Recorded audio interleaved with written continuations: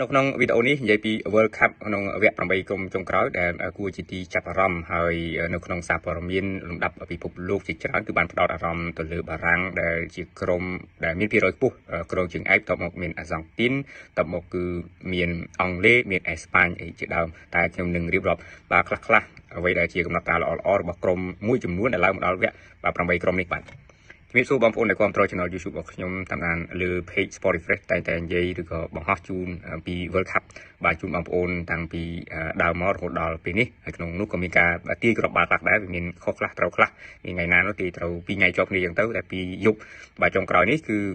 ត្រូវមកគូគឺផ្លត់មកគូបាទអញ្ចឹងថ្ងៃក្រោយទៅគឺលេងមកគូគឺទាយតែមកគូមួយជាមួយខុសមកគូទៀតឬមួយក៏អត់ទេបាទអញ្ចឹងវគ្គ8ក្រុមចុងក្រោយនេះបងប្អូនបានដឹងខ្លះហើយគឺសម្រាប់បារាំងទៅជួបម៉ារ៉ុកឆ្នាំ2022ក៏មិនអន់ដែរបងប្អូន World Cup 2022ក៏ឡើងដល់វគ្គពាក់កណ្ដាលផ្ដាច់ព្រាត់ដែរគ្រាន់ថាការប្រកួតយកលេខ3ក៏មិនបានលេខ3គឺបានចំណាត់ថ្នាក់លេខ4បាទអញ្ចឹងបារាំងទៅជួបម៉ារ៉ុកបាទគឺយប់ស្អែកត្រូវបាទថ្ងៃទី9ណាគឺយប់នេះក៏មានការប្រកួតទេទី8នេះថ្ងៃទី9ឈានចូលថ្ងៃទី10ជាងការប្រកួតនិយាយរួមទៅគឺឈានចូលយប់ថ្ងៃសុក្រណាបងប្អូនបាទអញ្ចឹងម៉ោង3ទៀបភ្លឺបងប្អូនអាចទស្សនាបានអញ្ចឹងបារាំងបាទប៉ះជាមួយនឹងម៉ារ៉ុកហើយមានការប្រកួតបន្តមកទៀតគឺថ្ងៃបន្ទាប់ហ្នឹងចូលថ្ងៃទី11ពលគឺថ្ងៃសៅរ៍គឺអេស្ប៉ាញទៅជួបជាមួយនឹង Basic ម៉ោង2រំលងអាទិត្យបាទខ្ញុំយ៉ាងណាក៏ដោយគឺវគ្គ8ក្រុមនេះគឺដាច់ខាតត្រូវតែទស្សនាហើយគឺមក World Cup នេះចូលវគ្គ knock out វាគូជាច្រើនគឺខ្ញុំបានទស្សនាបាទសឹងតែ 90% ដែរបានទស្សនា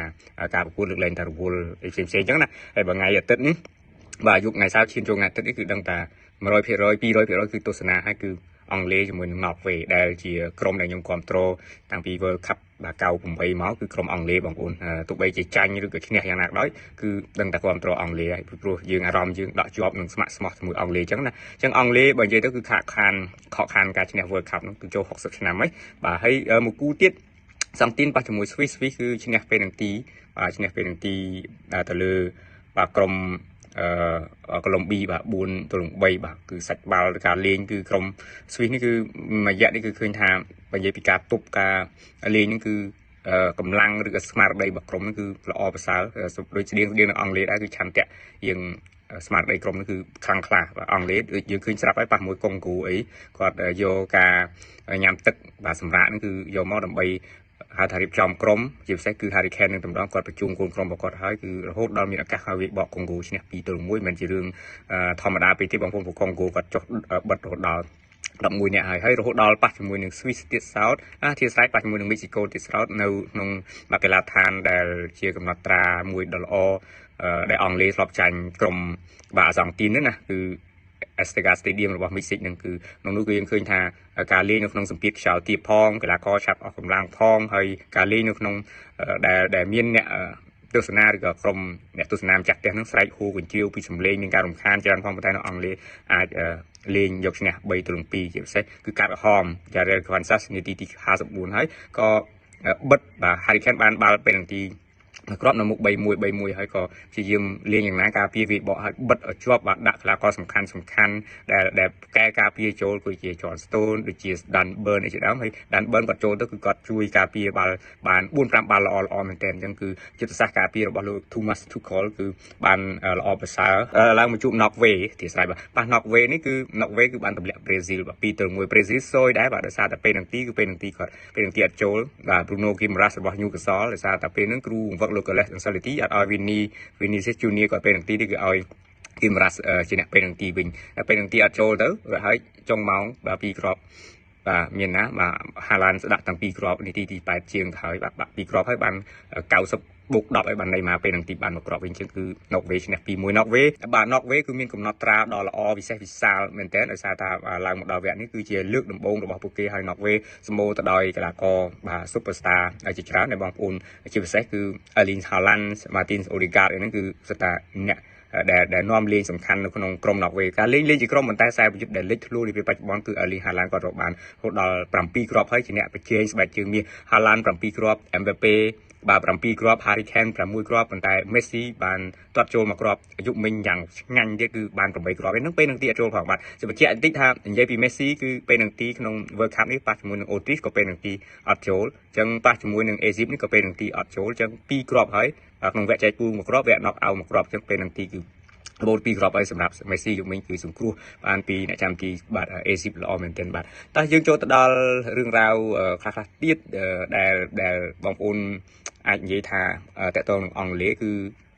បលាករបងប្អូនឃើញស្រាប់ឲ្យតែលឺអង់គ្លេសវាឡើងទៅដល់វគ្គឥឡូវខ្ញុំគិតពីវគ្គ18ឆ្នាំ2018បានវគ្គ semi final ដែរណាប៉ុន្តែការលេងយកលេខ3នេះគឺចាញ់ក្រុម Belgium ដល់2022បាទ2022ក្រុមការដឹកនាំរបស់លោក Gareth Southgate គឺបានវគ្គ8ក្រុមចុងក្រោយអាហ្នឹងដូចចាញ់ក្រុមបារាំងបាទបារាំងបាទ Hurricane រកគ្រាប់បាល់បានគ្រាប់ប៉ុន្តែមានណាបាទគឺបារាំងជីរូតអីគេតែតចុងម៉ោង8ជាងហើយគឺឈ្នះ 2-1 បារាំងឡើងទៅ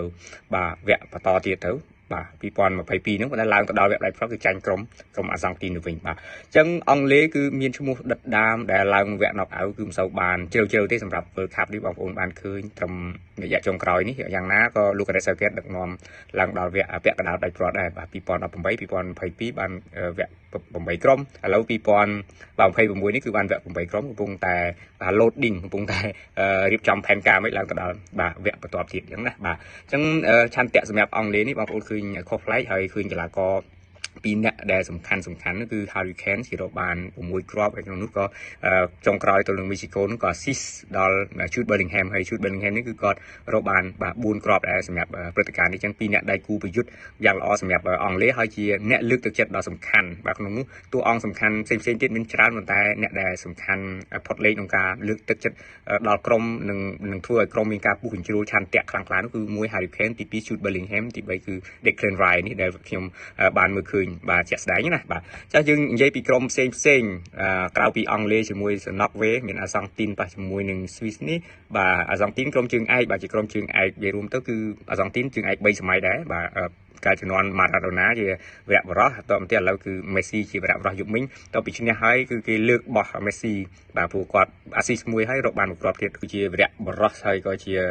គេថាវរៈបរោះអាសង់ទីនផងជាវរៈបរោះសម្រាប់បាល់ទាត់លំដាប់ពិភពលោកនាពេលបច្ចុប្បន្នគឺស្អីក៏ Messi ឈ្នះដែរបងប្អូនមិនថា World Cup មិនថាបាទ Copa America មិនថា Champions League បាទគឺមិនថា League កំពូលបាទផ្សេងដូចជានៅ La Liga ឬក៏ Ballon d'Or ឬក៏កីឡាករល្អបាទជាងគេប្រចាំបាទទ្វីបអឺរ៉ុបឬក៏អីចឹងណាគឺ UEFA Men បាទ Player of the Year អីចឹងគឺឈ្នះអស់ហើយសម្រាប់ពានឯកតេជនឬក៏ពានរង្វាន់ដូចជាបែកជើងមាសស្បែកអីហ្នឹងគឺ Messi ឈ្នះអស់ហើយអញ្ចឹងឥឡូវនេះគឺឡើងមកជួប Swiss ដែលជាក្រុមមួយមានប្រព័ន្ធការពាររងមាំដែរកីឡាកររបស់គេគឺមិនអត់នេះបងប្អូនកីឡាករល្អបងប្អូនទស្សនាបានដឹងហើយដូចជាយើងឃើញ Granit Xhaka អីហ្នឹងគឺមុនលេងនៅ Arsenal ទៅ Leverkusen ឥឡូវគាត់មកលេងនៅ Sunderland អីហ្នឹងបាទប្រធានក្រុមដែលជាជំរុញក្រុមដល់កម្រិតកំពូលនាពេលបច្ចុប្បន្នខ្សែបាទប្រយុទ្ធដែលចូលចិត្តបាទញាក់ឲ្យធ្វើបានល្អដូចជា Bruce Embolo ហើយខ្សែប្រយុទ្ធនៅ Nottingham Forest មាន Dan Android អីជាដើមហ្នឹង Robin Vaca របស់ Sevilla ហ្នឹងគឺសិតតែអ្នកដែលល្អជាតួអង្គសំខាន់ហើយអញ្ចឹងអាសង់ទីនតែស្រួលតែ Swiss ការពារបានល្អហើយ Swiss វាបកគឺអាសង់ទីនអាចយ៉ាប់ដែរឬមួយក៏ទប់ដល់ពេលនឹងទីក៏អាសង់ទីនអាចយ៉ាប់ដែរដល់វគ្គនេះហើយគឺមិនអាចមើលស្រាប់បានទេយុគមិញបងប្អូនឃើញអេស៊ីបគុំតែគាត់ផ្្លាត់ការពារគាត់ការពារអត់មាំ10នាទីចុងក្រោយហើយដូចជាលេសឡាស់បើមិនជាគាត់ផ្ដោតអារម្មណ៍លើការពារខ្លាំងដូចបើអង់គ្លេសទល់នឹងមីស៊ីកូ4-10នាទីចុងក្រោយហ្នឹងព្រោះ C2-0 ហើយគឺ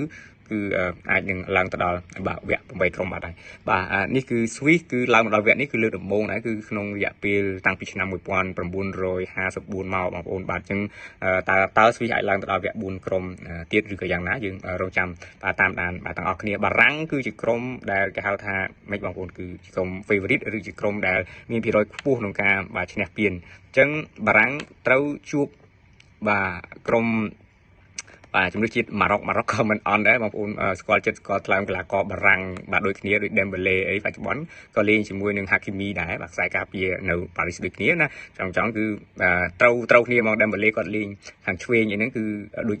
បាទ Cola អីហ្នឹងបាទ Mbappe អីក៏សិតតែអ្នកធ្លាប់លេងជាមួយគ្នាអញ្ចឹងបាទម៉ារ៉ុកអាចនឹងបិទបាទបារាំងជាប់ហើយដល់ឈានដល់ពេលហ្នឹងទីគាត់ថាបានដែរបាទនេះគឺមិនអាចមើលស្រាលម៉ារ៉ុកបានទេពីព្រោះបាទ World Cup មុនហ្នឹងគឺគាត់2022ហ្នឹងគាត់ឡើងដល់វគ្គពាក់កណ្ដាលដាច់ព្រាត់ហើយអញ្ចឹងគាត់អាចសាងកំណត់ត្រាដ៏ល្អពិសេសតាមទៀតអេស្ប៉ាញមានភាគរយខ្ពស់ក្នុងការឈ្នះ Belgium ប៉ុន្តែ Belgium មានឆន្ទៈល្មមកីឡាករក៏យើងល្បីដែរធ្វើត្បិតតែមិនដូចឆ្នាំ2022ឬឆ្នាំ2018ដែលពេញជើងសម្បូរដោយ Hazard, Kevin De Bruyne ពេញកម្លាំង Lukaku ពេញកម្លាំងក៏ដោយប៉ុន្តែពេលបច្ចុប្បន្នក៏មិនអាចមើលស្រាលបានដែរបើសិនជាបាទគេហៅថា អ្នកដែលលេងបាល់ខ្លីៗបើសិនជាទប់ឲ្យការពារវាបកបានគឺអាចនឹងទទួលជ័យជំនះសម្រាប់ក្រុមដែលការពារវាបកបងប្អូនបានឃើញបាសេឡូណាពេលខ្លះលេង World Cup លេង Champions League ចាញ់ក្រុម Chelsea ចាញ់ក្រុមផ្សេងអញ្ចឹងណាព្រោះដោយសារតែខាង Barcelona ខាងអីក៏លេងបាល់ខ្លីៗស្តៀងនឹងបាល់អេស្ប៉ាញបច្ចុប្បន្នដែរហើយលេងលឿនពីច្រើនលេងបាល់ក្រោមតែបើបិទជាប់ហើយការវាយបកហើយការពារជាប់មកទំហឹងក៏អាហ្នឹងគឺយើងអាចមើលមិនឃើញដែរសម្រាប់បាល់ហ្នឹងអញ្ចឹងភាគរយថាអេស្ប៉ាញអាចនឹងឈ្នះប៉ុន្តែនឹងឈ្នះកម្រិតណាមិនដឹងទេប៉ុន្តែ Basic ក៏មិនអាចត្រូវបានគេមើលរំលងដែរព្រោះឡើងមកដល់វគ្គនេះព្រោះទើបតែទម្លាក់ក្រុមអាមេរិក4-1ផងដែលប្រើឆន្ទៈបាទខ្ពស់ដើម្បីទម្លាក់ក្រុមអាមេរិកលេងនៅក្នុងដីអាមេរិកហើយមានអ្នកគ្រប់គ្រងអាមេរិកជាច្រើនបច្ចាកាសប៉ុន្តែ Basic ជំនះបញ្ហានេះអាចឡើងមកដល់បាទវគ្គនេះបានបាទអញ្ចឹងបងប្អូនមានប៉ុណ្ណឹងសិនវីដេអូអាចវែងបន្តិចមានរឿងរ៉ាវជាច្រើនតលវិភាគនិយាយមកក្រុមទើបអស់ប៉ុន្តែគ្រាន់តែចង់រំលឹកបាទជូនបងប្អូនឲ្យបានដឹងខ្លះៗបាទអញ្ចឹងសម្រាប់ World Cup បងប្អូនដឹងហើយគឺបាទអង់គ្លេសគឺរយៈពេលនេះគឺចូល60ឆ្នាំហើយមិនទាន់បានបើឈ្នះលើកនេះគឺមានន័យថា60ឆ្នាំបានឈ្នះពានលើកទី1ប៉ុន្តែអត់ទេគឺបន្តរងចាំ4ឆ្នាំទៀតប្រេស៊ីគឺគេឈ្នះបាទ5ដងប៉ុន្តែខកខាននឹងតាំងពី2002មកអាល្លឺម៉ង់គឺឈ្នះចុងក្រោយ2014ហើយអាល្លឺម៉ង់កំណត់ត្រាឈ្នះ4ដងណាបាទអ៊ីតាលីឈ្នះ4ដងដែរប៉ុន្តែលើកនេះគឺអត់បានទេចំពោះធ្លាក់អត់បានឡើងមកអ៊ីតាលីបាទមួយរយៈចុងក្រោយនេះគឺអាសាចំពោះធ្លាក់ហើយឈ្នះចុងក្រោយគឺពេនទីគឺឈ្នះបារាំងដែរឆ្នាំ2006បាទបារាំងបងប្អូនឃើញតិកតក់ឡើងទៅដល់ semi final ឡើងទៅដល់ផ្ដាច់ព្រាត់បាទ2022ផ្ដាច់ព្រាត់2006ក៏បាទផ្ដាច់ព្រាត់បាទបងប្អូនឃើញបារាំងគឺល្អបាទអូរ៉ូហ្គាយអីក៏ទៅផ្ទះតាមវគ្គចែកពូលម្លេះបាទបារាំងឈ្នះ2លើកហ្នឹងគឺ98និង2018 98ធ្វើទឹកដីខ្លួនឯង2018ក៏នៅបាទនៅរុស្ស៊ីបាទអញ្ចឹងអ្នកដែលឈ្នះម្ដងគឺមានអង់គ្លេសនិង